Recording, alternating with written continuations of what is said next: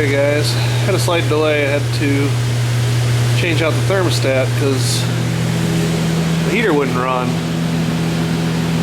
Tried a new pressure switch and a new igniter, all that stuff,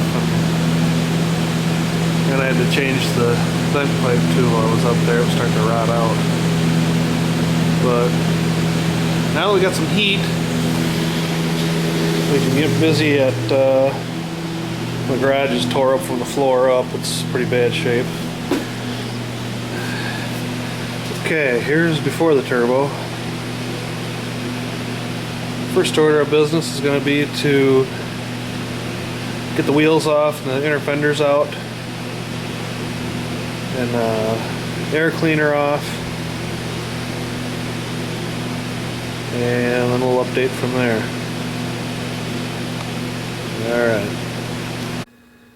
Okay, so far I've got the downpipe undone, and you can't see them, but up behind here there's two brackets that bolt to the transmission to get the transmission dipstick out.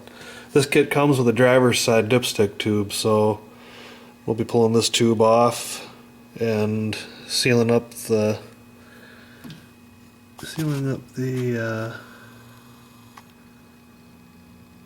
where the dipstick goes into the transmission there. And these transmissions come with a driver's side dipstick access hole, so we'll be installing the new dipstick over on the other side. But so far I got the inner fenders out, tires off, dipstick is loose, and the downpipe is undone. I think I'm going to try and get a couple of those downpipe bolts off from down here. Yeah, I still got the bolt sticking out from when I put the motor in.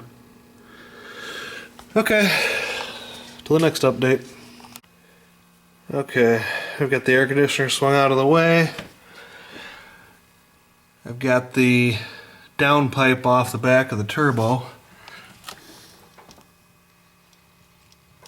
And to get the downpipe off, I had to...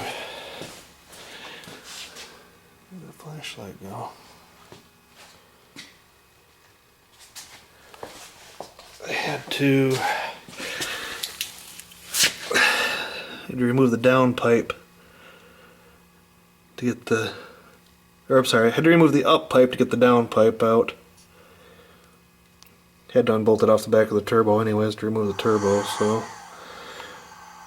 Alright.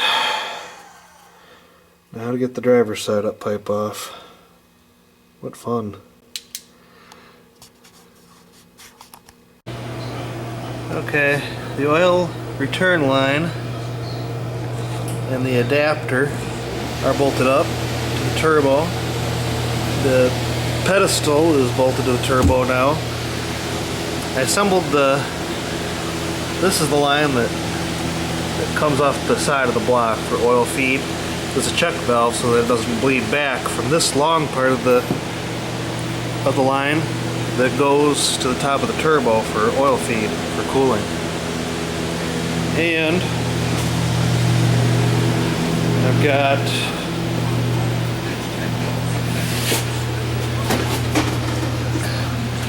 got the new oil return line gasket. I got the old one scraped off, the new one's installed.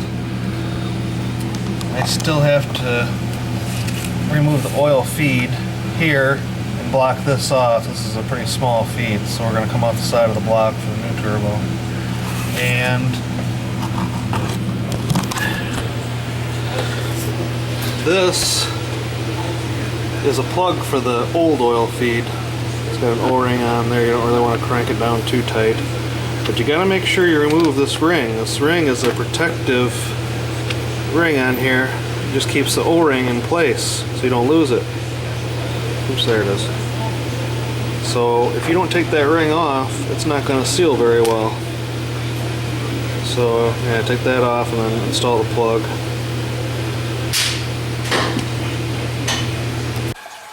Okay, turbo is removed. The up pipes are unbolted to remove the turbo.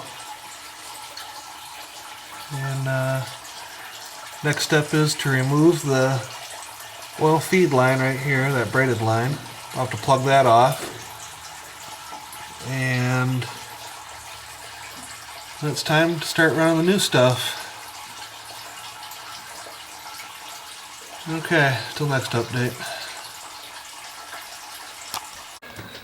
Okay, the turbo's now installed. What I did was I set the turbo down in there, and I set the oil drain line over the two studs in the back. I put the nuts on the oil drain line on the studs. I tightened that down. I tightened that down to that was to yield for the installation. I did not put any bolts in the turbo pedestal to hold it down. Then I put the driver's side up pipe on the back of the turbo, left the bolts loose. Then I put the driver's side up pipe where it goes on the manifold on loose.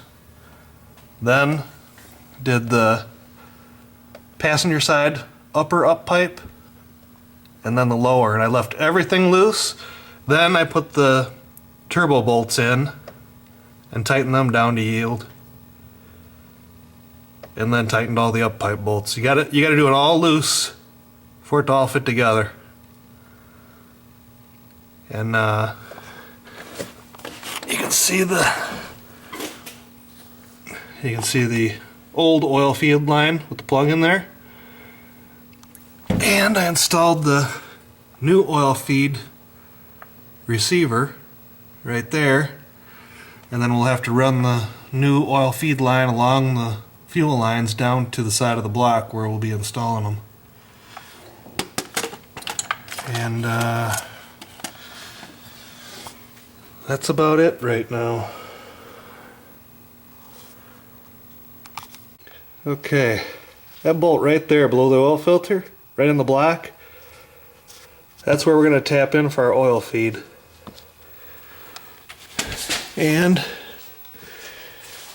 we've got we pulled out the first piece of exhaust pipe. We measured that, we've got that cut off. We test fit the down pipe in there into the damn firewall, apparently for no reason, but that's what it called for to do. I should have tried to test fit it first, but there's a million miles of room there.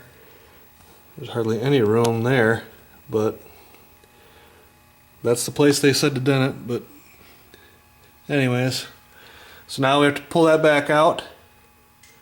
We're going to wrap the top section with the heat wrap, and then we're going to put in our exhaust pipe here and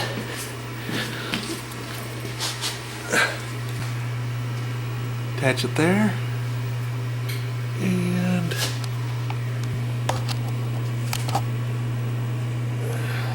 where is it?